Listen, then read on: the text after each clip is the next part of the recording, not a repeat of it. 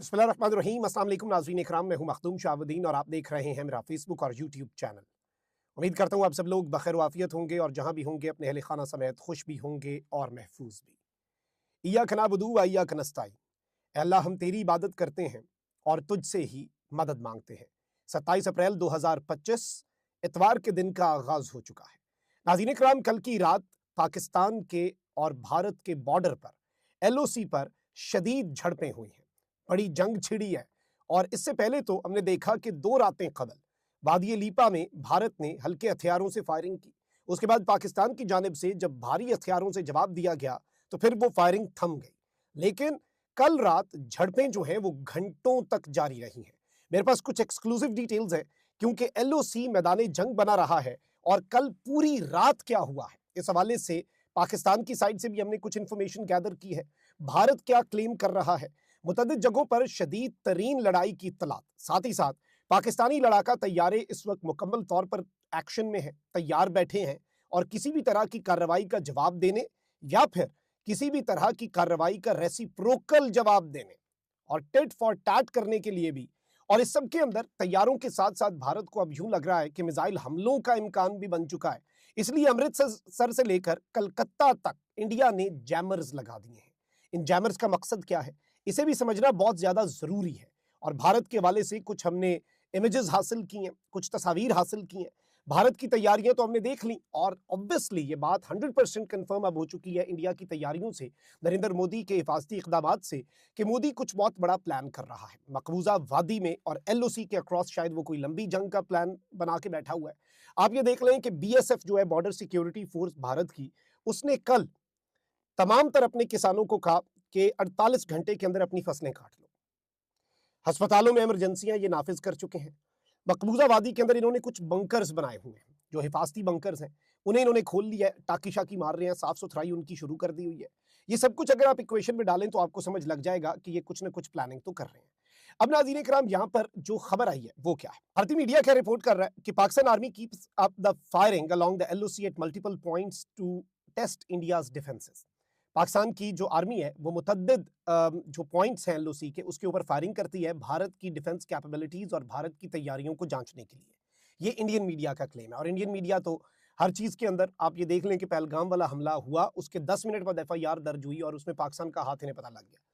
लेकिन Indian media ने तो यही कहना है कि जी पाकिस्तान की साइड से पहला फायर हुआ और फिर हमने जवाब दिया। लेकिन रियलिटी जो है वो सब जानते हैं और जो LOC के अक्रॉस रहने वाले लोग हैं वो इसे बेहतर जानते हैं।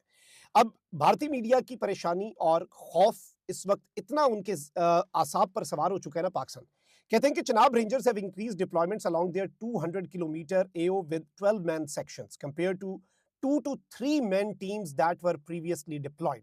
यानी कि इससे पहले एक एक जगह के ऊपर जो चनाब रेंजर्स हैं ये कह रहे हैं कि इन्होंने अपनी डिप्लॉयमेंट जो है 200 किलोमीटर के ऊपर अपना जो एरिया है उसके ऊपर इन्होंने बढ़ा दी है।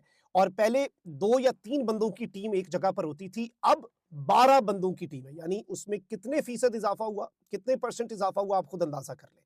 तो वो ये कह रहे हैं कि जी डिप्लॉयमेंट जो है पाकिस्तान ने मुख्तलिफ चेक पोस्ट के ऊपर, मुख्तलिफ पॉइंट्स जो बने होते हैं बॉर्डर के ऊपर, वो पाकिस्तान ने इस वक्त बहुत ज्यादा अपनी डिप्लॉयमेंट जो है वो बढ़ा दी है।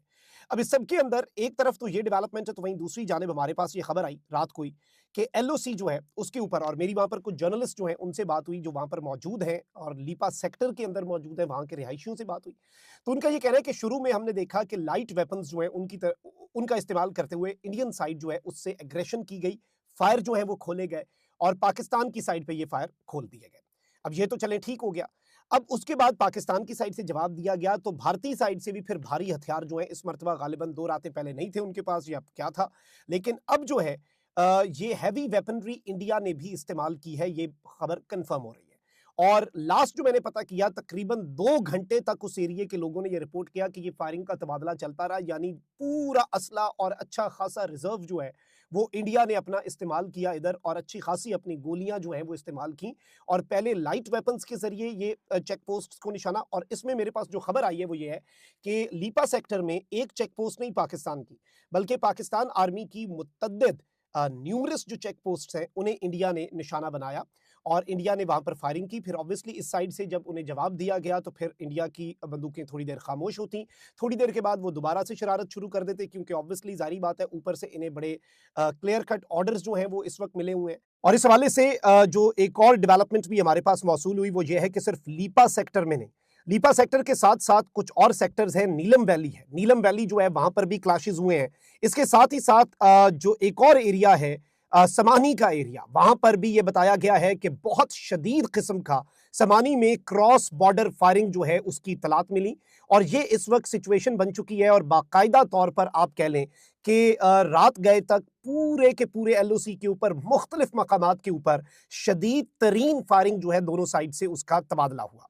और हर गुजरते दिन के साथ यूं लग रहा है कि भारत अपनी तैयारी मुकम्मल कर रहा है और भारत अब कुछ बहुत बड़ा एडवेंचर जो है अगले चंद घंटों में कर सकता है। देयर इज अ रीजन कि पाकिस्तान ने भी अपनी पूरी तैयारी कर ली है। बिला वजह नहीं, ये सारी मिलिट्री की जो इंपॉर्टेंट वेपनरी है और टैंक्स हैं वो बॉर्डर की तरफ जा रहे हैं। कुछ ना कुछ पकड़ा है और कुछ ना कुछ नरेंद्र मोदी ने करना भी है, जाहिर बात है उसे फेस सेविंग भी चाहिए और नरेंद्र मोदी इस वक्त सर पकड़ के बैठा हुआ है और नरेंद्र मोदी इस वक्त देख रहा है कि भाई कर रहा हूं तो मैं करूं क्या।